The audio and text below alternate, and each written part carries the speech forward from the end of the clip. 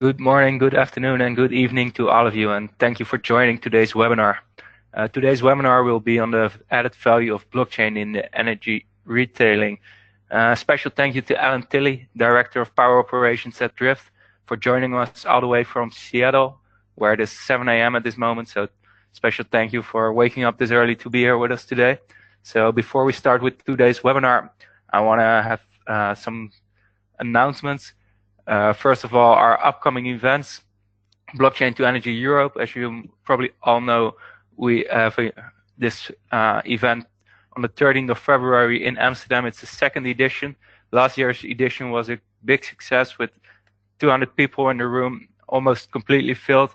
And this year will be that as well. Furthermore, we have the Future Grid Labs. 3 events in December, one on grid-connected microgrids, one on economics of energy storage, and one on floating solar PV. 3 events will take place in Rotterdam.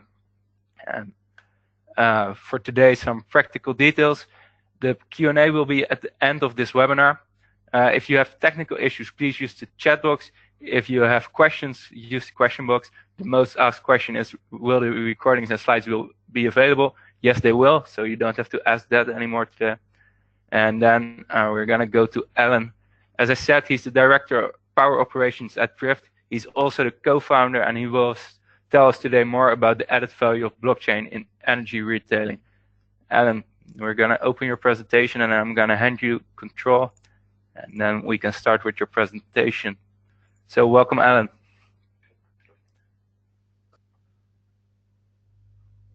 Well, thank you, Thomas. I'm glad to be here. Let me see if this is working. Yeah, there you go. My name is Alan Tilley. I'm co-founder and Chief Innovation Officer at Drift. And today I'll talk about Drift's products and how they take advantage of blockchain for both retail and distributed renewable resource management.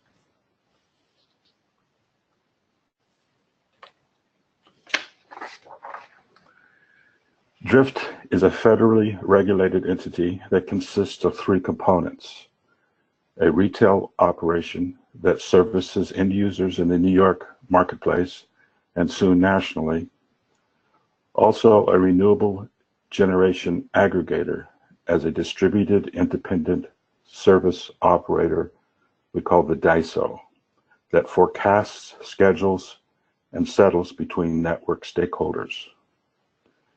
And lastly, a blockchain forward energy platform, the AVM, that allows the tokenization trading of renewable future energy services. This enables liquidity of power purchase agreements and provides finance for additional renewable installed capacity.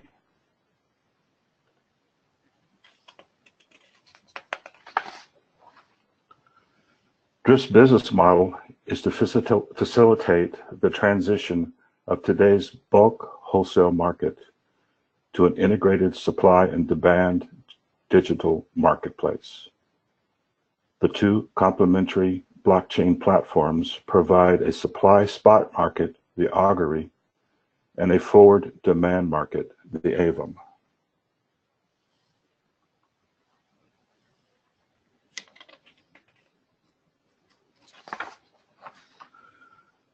Looking at the U.S. electric market today, a consumer must navigate an evolving myriad of interlocking functions across service providers, stakeholders, and jurisdictions, both federal, state, and local.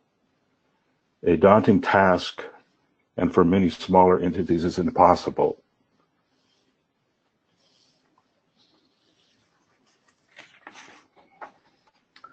Drift's marketplace platform is the engine that ties these many functions into an integrated offering.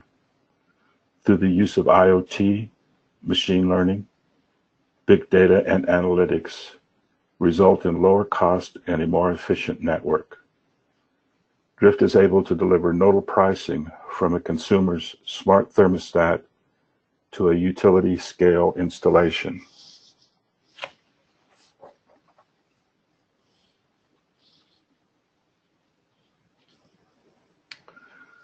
The backbone of this functionality is the augury blockchain, that is the transactional ledger of the network.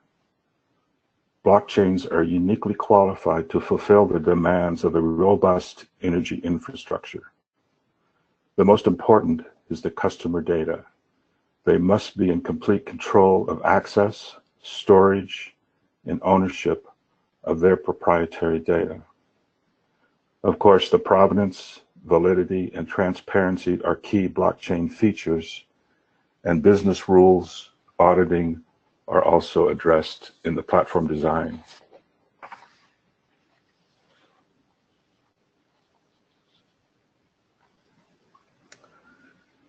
This is an interesting quote from Google and pretends the future of product development and demands from consumers.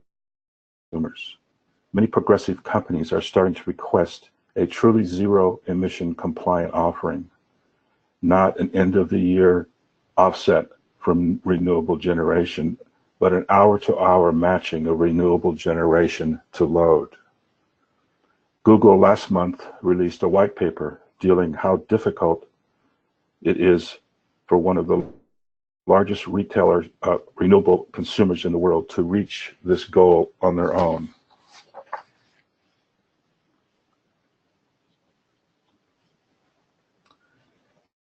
Time variable renewable energy credits, TReCs, are Drift's answer to this challenge.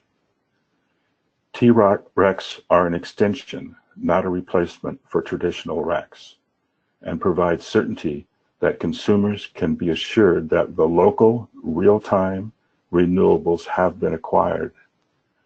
TReCs provide the blockchain record of where, when, and how the energy is matched to the consumer's load. And TReCs drive additionality by rewarding generators for deploying into areas with the greatest economic benefit to both the consumer and grid resiliency.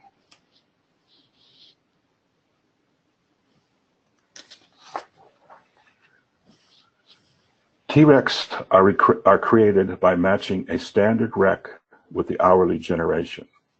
This 1 megawatt hour is disaggregated to create 1 kilowatt hour TReCs that are placed on the Augury blockchain with time, date, location, the type of generation, and the greenhouse gas impact.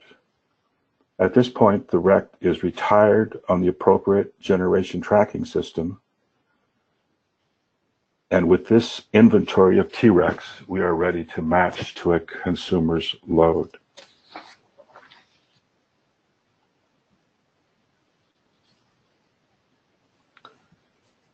Customers can prioritize by renewable type and location to match their unique time-based load profile. When this is done, a digitally signed certified impact report is delivered to the customer, consisting of all the RECs that were retired to generate the TReCs and the total greenhouse gas impact of their load curve.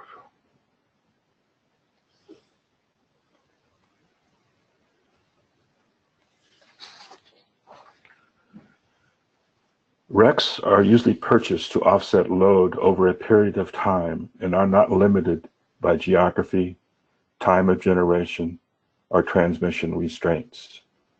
By purchasing from local generators, consumers are assured that the grid from which they are procuring power from is actually getting greener.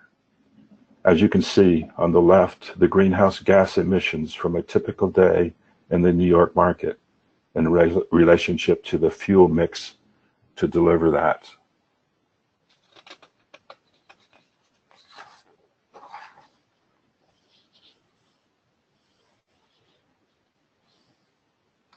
Additionally, storage is one of the most exciting developments. The ability to deliver dispatchable renewables is a tremendous development for increasing renewable penetration. The ability to TREC demand match through time shifting the variability of renewables into higher value revenue opportunities will encourage a faster deployment of storage and renewables.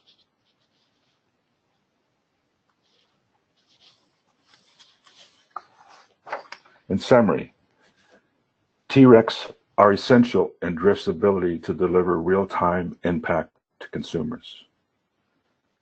Economic market signals are vital for where the locational value is within a distribution system and the physical balancing of Drift's DISO network.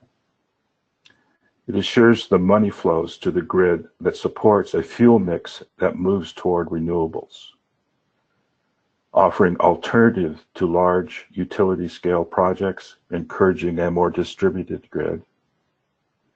And grid services can be aggregated and offer new revenue sources to generators, thus enhancing reliability and resilience. And lastly, transparency. The ability to track energy from the generator to the load is key to configuring the incentives for a low impact electrical system.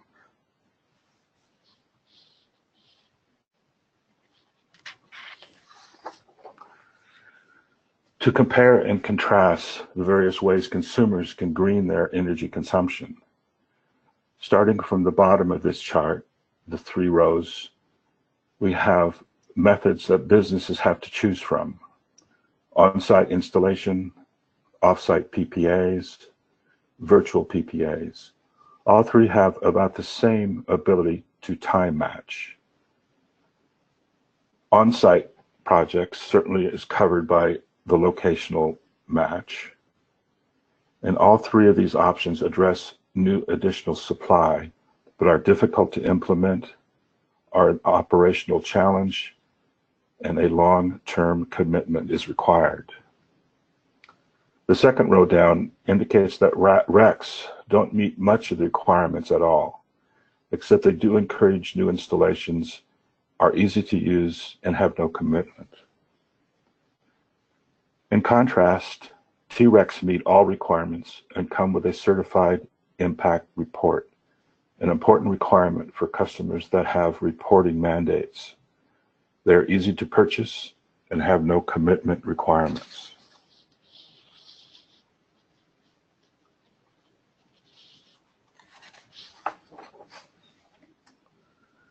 AVM market is additionality.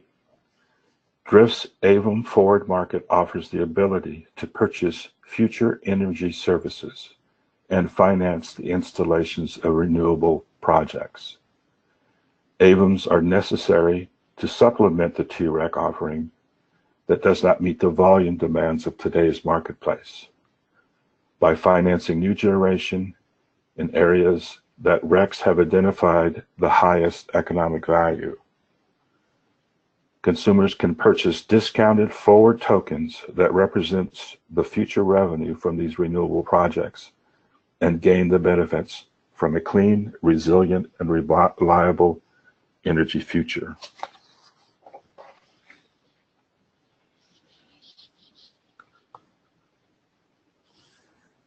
Thank you very much. That's the summation of my presentation. All right, thanks, Alan. And thank you for this presentation. And well, there's some room for questions from the audience, and I would like to remind the audience to send in questions through the question box. So a question from my side, Alan. You were with us in February in Amsterdam last year. And what have been the main proceedings for Drift, and what has changed, and what? A tremendous amount. It's been a kind of a monumental year in the States here. There's been a lot of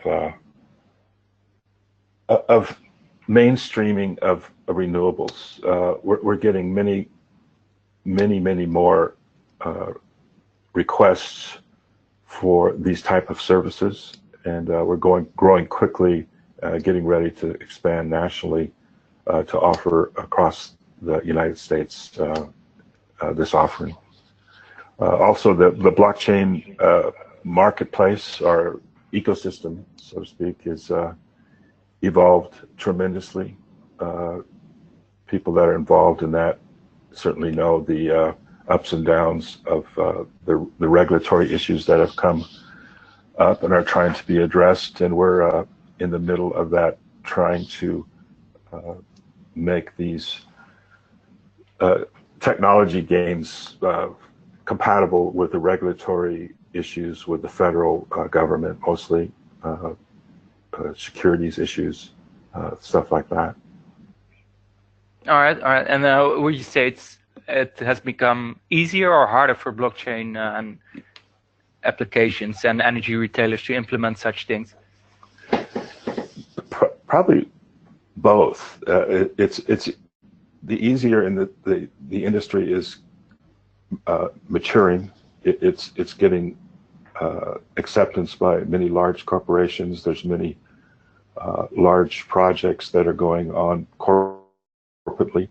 The hard part is that the collapse of the kind of the crypto market and the investments and that side of the market has gone through tough times, which we're confident will come out of that once a lot of these maybe not so viable projects are vetted out and we move to more serious applications, which is Drift is trying to do.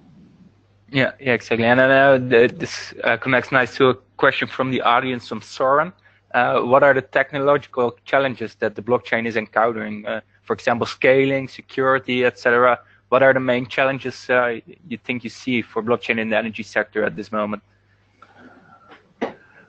I think we've looked at many blockchain offerings as we develop our product. We had to develop our own Augury blockchain because we started in 2014, and there was nothing standardized that fit both the operational throughput and the regulations that are incumbent within the industry of customer data and security. So it's kind of a strange mix trying to go from a regulated blockchain industry to a regulated energy, and how those two meet together has been a real challenge. And we've pretty much had to stick with our proprietary design to be able to meet the regulatory challenges that we're seeing within the U.S. market. We're told that in Europe there's even stricter privacy issues that we will have to deal with, but these are all being worked out over time, and I think they will be solved. All right. Yeah, that also connects to the next question from Lena. So she's asking, does Drift have any interest in purchases for TReCs, and are you looking to expand to Europe and potentially offer TReCs there as well? Yes, we do. We think this technology is really a fundamental technology in the sense that you can track energy across the network and have it carry the attributes with it, so that the correct stakeholders can be compensated. One of the larger problems that we have as a network operator is keeping track of where the money's going. As those first couple slides showed, that it's really a mishmash spaghetti type of system that we have today, that there's a lot of money and people and hours going into tracking energy, and it can be 4 months before you actually know what happened in the U.S. grid.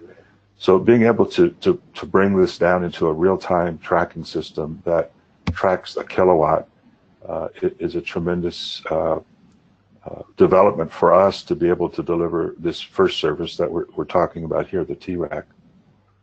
And yeah, yes, we do want to bring this around the world. We think it's a good methodology for renewables and being able to incentivize control in the sense of a distributed network, and get people paid where they need to be paid. All right. So a question from Emilio. Technically speaking, blockchain technology applied to the energy field, does that require a smart grid? So a lot of data points in the grid and a lot of smart meters? Well, you would hope that, but that's something in the future that who knows? So you have to deal with what you have today. So we do a lot of modeling. We use a lot of aggregate curves in places where you don't get this kind of data. And even in places where you do get smart grid or smart meter data, it's not usually in real time. So that's I think a next stage of this is actually deploying IoT in smart devices, inverters, batteries, renewables that can actually effectuate control in real time. And that's when we'll go to the next level of a real distributed network that can deliver reliability and resilience to the network without having to rely on large generators. All right, thanks. That's clarifying. And another question: do you know the blockchain-based SolarCoin system? And if so, is there any link between those monetizable, tradable virtual currency instruments and Drift? So, is there a possibility to interlink these different systems? I think so. We fully expect to be able, especially on the AVM system, when you're buying future energy services, that we would interlock with other crypto coins. It all comes down to, in the end, somebody has put equipment in the ground and they need to be paid. If they can be paid with SolarCoins or with Bitcoin or with US dollars or euros, it doesn't really matter. It's really just getting the systems to arbitrate between the monies that need to be exchanged for the services rendered. All right, thanks. And besides privacy issues, what are the regulatory obstacles you meet and the main challenges? Mostly it's, there's in the States, two main regimes that we need to abide by. One is FERC, which is the Federal Energy Regulatory Commission that handles generation and load interstate through grids and the ISO RTO environment. And then the other is the federal government's SEC, CFTC, in the ability to issue tokens or instruments of payment. It is going through a tremendous surge right now from all the ICO problems that were last year of trying to get some kind of guidance on that. And so we're working with both of those agencies to make sure that all of our products are compliant with the regulatory issues that are evolving. All right, thanks. And another question, what is the advantage for the customer to have a certified impact report? Well, right now, if you're a large corporation, say a bank or an RE100, which is a group of US large companies that have vowed to go 100% greenhouse gas neutral. Anheuser-Busch is one of our partners. They can't just say that they're green. They have to show something. They have to have audit reports. They have to retire RECs. There's a number of ways they build renewable facilities and use those RECs to offset their energy. So the ability to deliver a auditable chain of custody from a renewable plant to their facility is paramount in a large corporate environment. Now, to a consumer, maybe not so much, but it comes with the product. So it's just a feature of the blockchain. Once you have it there and it's signed, it doesn't matter who the customer is. It's just that it's something that's needed to keep double counting, just to keep everybody honest. All right, thanks. That makes sense. And yeah, you already mentioned in the end of this question the that's one of the reasons why you put it on the blockchain. That connects nice to a next question from the audience. Is blockchain really the best solution for your case? And how do you want to ensure true network decentralization? Well, that's kind of a philosophical question, because of the decentralization, is a great goal for a number of reasons. But when you're talking about billions of dollars every day transitioning across this network, because energy is finance, the decentralization is not necessarily a good thing with customers' data. This is proprietary data about how they use energy. They want to know that it's green, but they don't necessarily want everybody in the world to know their exact kilowatt power usage. Or would you maybe at your own home want people to know that? So this is a philosophical question I think that we'll be wrestling with for quite a while, is privacy. We believe that the customer owns the data. If it's on a public blockchain, how do you get a hold of it? It's just available. So we have a little different philosophy. It's an enterprise proprietary chain, but it's designed around our customers' needs. Now, the other blockchain, the AVM, is a public blockchain, and it does take advantage of distributed attributes that are typical in a blockchain, a public blockchain. All right, that makes sense indeed. And let's see the next question. What do you see as your biggest market product and revenue stream in the coming years? Well, we see the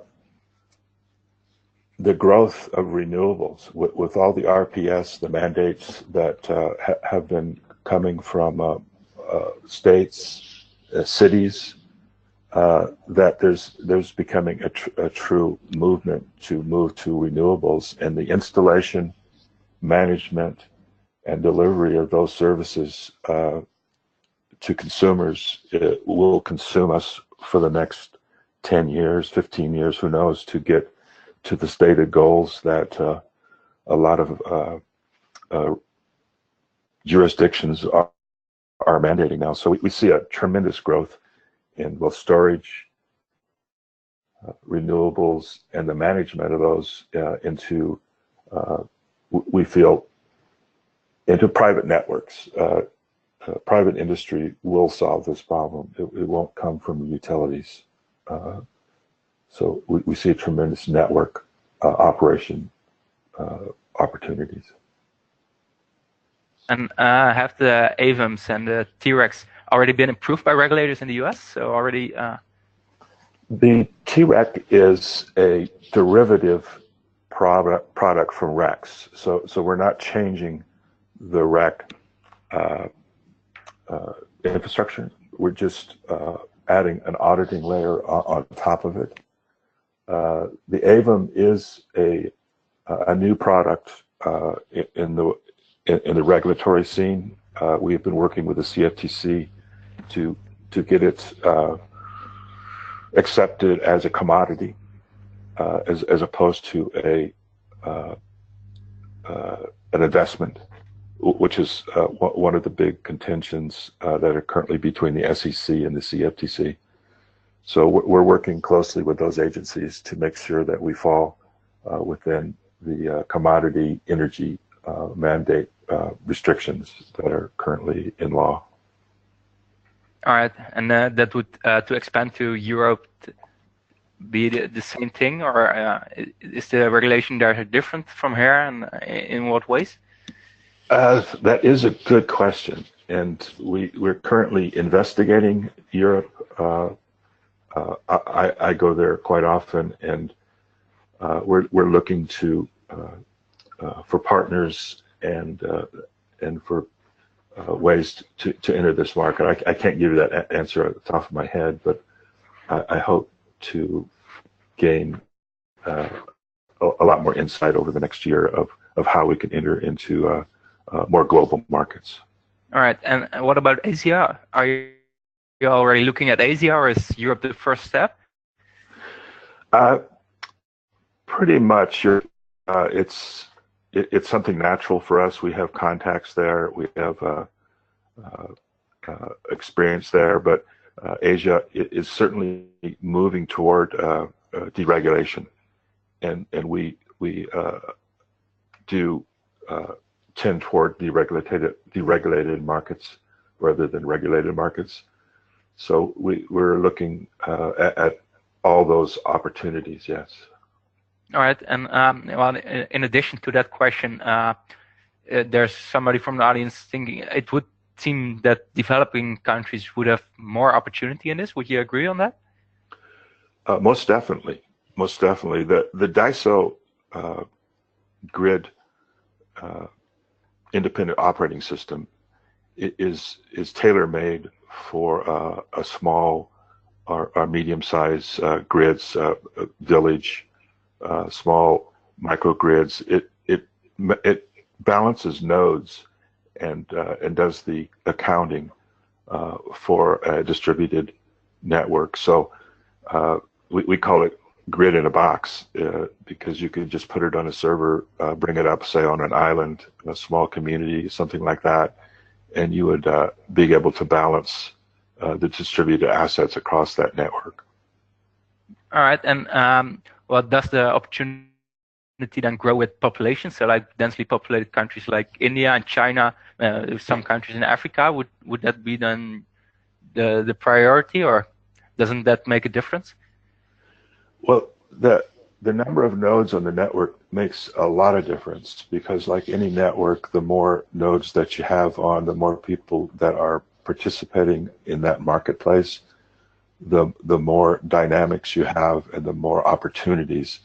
So it is the classical network effect, and being able to deploy it into developing countries which don't have a large centralized large utility structures like we have in the US and Europe, I think would definitely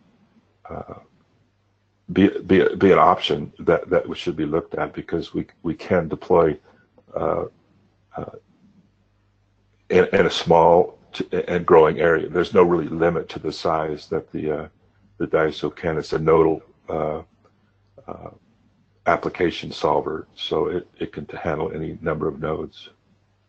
All right, and that makes sense indeed. So, and on a completely different note, a question coming in: what exactly is your business model? So, where does Drift make the revenues?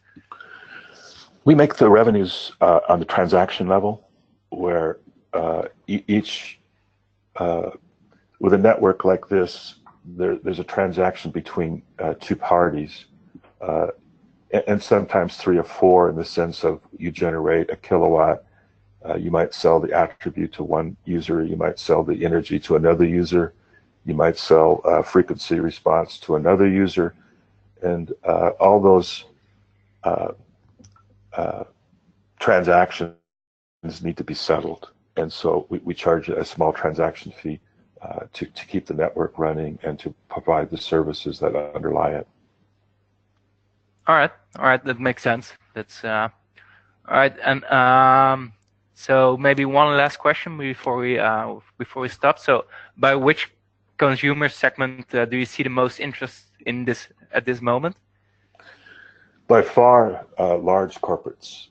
They're making tremendous strides on becoming carbon neutral, and some the biggest companies in the world, like the Google white paper I mentioned, they are committed to this, and of course, most of the tech companies, are a long way working on this. But we see manufacturing companies, banks, financial, a lot of companies are now becoming aware that they can affect this, and it's in the ability to drive this marketplace. They have the deep balance sheets and the checkbooks to be able to make this happen. We think very quickly. It's just a matter of regulations, utilities. There's a lot that goes into putting these systems in the ground, and a lot of inertia. So we're looking to try to streamline all that and make it happen faster. For clarifying that. All right, thanks. And so I think we filled about 40 minutes. Thanks again for joining us so early. Oh, thank you. And I hope the audience also appreciated it and found it interesting. And one last reminder that we're doing this Blockchain2Energy conference in Europe in February in Amsterdam. We will focus on the progress that this blockchain is making in the energy sector. We will bring on stage the projects that already implemented blockchain in their use cases, and we'll take a realistic look at what blockchain can actually add to the energy sector. So I want to thank the audience again for joining us today, and a special thanks to you, Alan, for giving this presentation and this Q&A and answering all the questions. Thanks. Thank you. I'll see you in Amsterdam. Again. Yes, see you in Amsterdam. Bye-bye. Bye.